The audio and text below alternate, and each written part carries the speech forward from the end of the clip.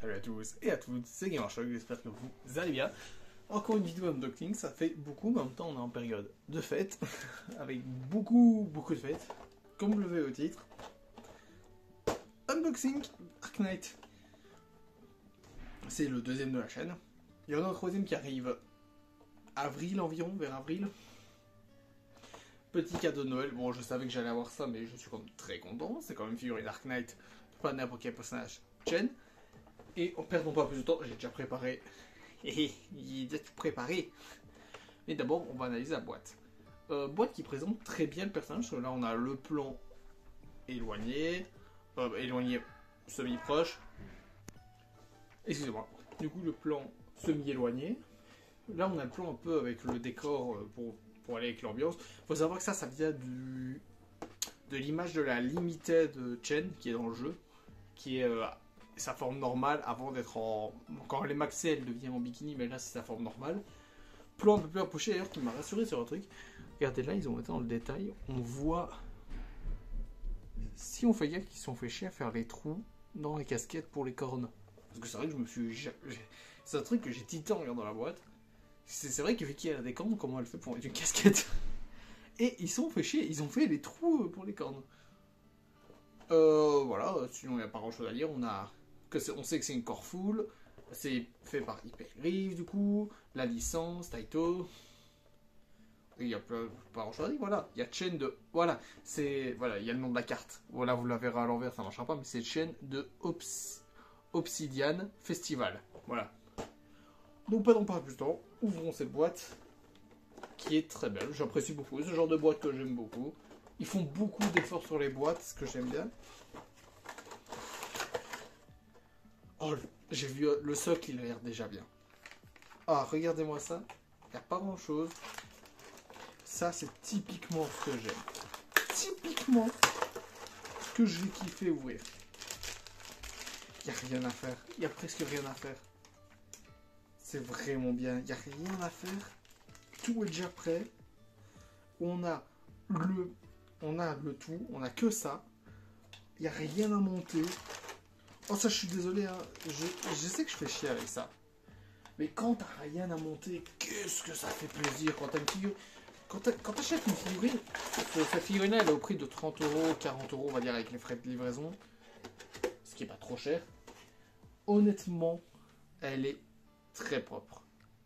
Donc d'abord je vais vous montrer le socle, parce qu'en fait c'est ce qu'on voit le moins une fois qu'elle est montée la figurine. Socle très sympa, du coup on a l'ambiance de la figurine, donc c'est-à-dire l'été, c'est une figurine qui était... C'est un personnage, cette version-là de Chen qui est là, qui est une version été, qui est officielle du coup. On a le nom encore une fois du personnage, Chen de Obsidian Festival Ark Knight, donc c'est une petite pub. On a le petit logo Hypergriff, Taito Corporation Made in China.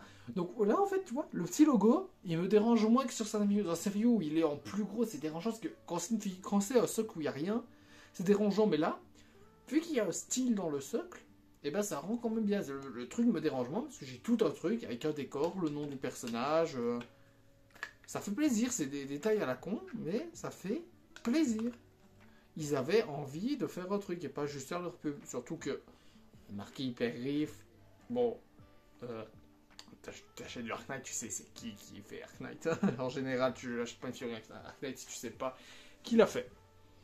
Donc la pose, j'aime beaucoup parce qu'on peut regarder sur plusieurs angles. Parce que normalement c'est plus ou moins comme ça que tu la mets, mais en vrai tu pourrais la mettre comme ça. Tu vois pas déjà la même chose. Commençons un peu l'analyse. Donc comme j'ai dit, la pose qui est très sympa parce qu'on voit une petite dynamique quand même avec la façon dont son bras est mis. Tu vois, elle n'est pas juste droite. Pas comme la Ichigo, là elle a une petite position avec son bras qui est derrière. J'aime beaucoup, je sais pas pourquoi j'aime beaucoup. La première chose que j'ai vue quand je l'ai mis comme ça, c'est vraiment son bras qui est posé comme ça derrière elle. Ses pieds, bon, elle a pas de vernis, mais on s'en fout, c'est pas le genre du personnage. Les sandales, bon, encore une fois, pas tant de détails que ça, c'est vraiment juste un trait, voilà. Les jambes, normal, ça va avec le petit personnage. Le truc que j'aime bien, c'est par exemple, et que je vais revenir à la casquette, mais on verra ça après, c'est, vous le verrez pas bien, mais il y a tous les petits traits de son pantalon. Avec les traits de couture, quoi, que tu fais quand tu couds le truc. Et il y a tous les petits traits. Ce qui est très sympa. On voit les petits sangles pour la ceinture. Et même le petit bouton pour fermer le pantalon. C'est franchement très sympa. On voit le maillot un peu par en dessous. On le voit ici. Avec les petits traits pour faire tenir. Faut savoir qu'elle utilise un pistolet à eau. Du coup, on a le petit sangle là où elle range le pistolet à eau qu'elle utilise dans cette forme-là. Chargeur, je suppose, ou en tout cas un truc pour ranger. Sa main où elle se tient la hanche. On voit encore une fois qu'ils se sont fait chier à mettre quand même. On voit la petite cingle du maillot qui passe quand même derrière la main, malgré qu'ils n'étaient pas obligés de la mettre. Il y a sa main qui est dessus, ils auraient pu ne pas la mettre. Sa queue qui est immense, en fait, elle est très grande. Je la pensais pas si grande, que même en animé, je la pensais pas si grande. On peut voir, vous le verrez pas bien, ah si, on le voit bien justement avec la lumière, que la queue est rouge en partie et noire. Ils ont fait le bon dégradé de couleur, ce qui est quand même agréable. Ils auraient encore une fois pas été obligés, vu le prix de la figurine, ils n'étaient pas obligés de faire des trucs comme ça, donc franchement très bien. On a tous les petits traits pour la ceinture là, avec la petite attache, les différents traits, bon, ça vous connaissez, comme d'habitude. La forme de la poitrine qui est présente, on voit... c'est terrifiant ce que je dis parfois. Vraiment ce que je dis, voilà, il y a les formes du corps qui sont présentes, voilà. Il y a même le nombril, voilà. Ils se sont fait chier à le faire. Vous le verrez même pas, à mon avis, mais en dessous de là, ils se sont fait chier à faire le nombril. On a tout l'attache, le nœud pour faire tenir le haut de son maillot. On a même tout. Elle s'est fait du coup un chignon, voilà. Elle s'est fait un chignon et on voit tous les traits du chignon, ce qui est plaisant. Bon, seul truc que j'aurais à redire au niveau du visage, c'est quand même l'effet, le même effet que sur les cul-de-sac quintuplés qui sont derrière. C'est le bout des cheveux en plastique là, ça se voit parce que c'est transparent, ça se voit très fort parce que c'est transparent, parce que le reste des cheveux, ça se voit moins que c'est du plastique, même si ça se voit. C'est-à-dire, je mets ça à la lumière, ça se voit même là que c'est du plastique, mais sinon, l'expression faciale qui... Ouais, c'est pas une expression faciale qui donne envie, parce qu'elle fait comme ça.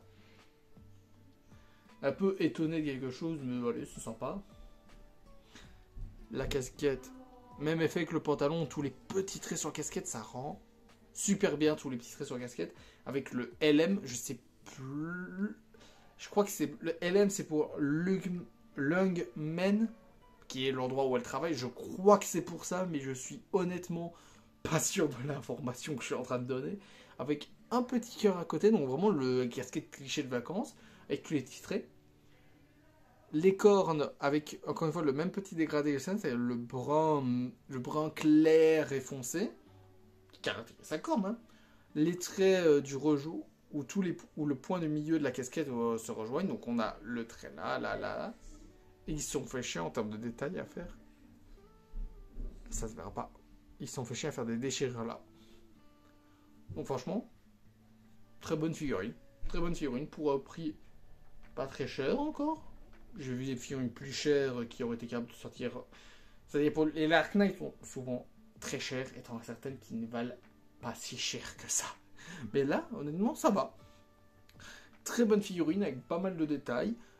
Pas très cher pour le personnage. Donc si vous êtes fan du personnage ou même de Dark Knight comme moi, parce que moi c'est plus fan de Dark Knight que du personnage. J'aime bien le personnage, mais c'est pas mon préféré. Foncez, hein, parce que c'est une bonne figurine, pas trop chère et très plaisante. J'espère que cette vidéo vous aura plu. On fait le petit dernier tour de la figurine comme d'habitude. J'espère que cette vidéo vous aura plu. N'hésitez pas à lâcher un like, commenter la vidéo. Bye guys. Mina.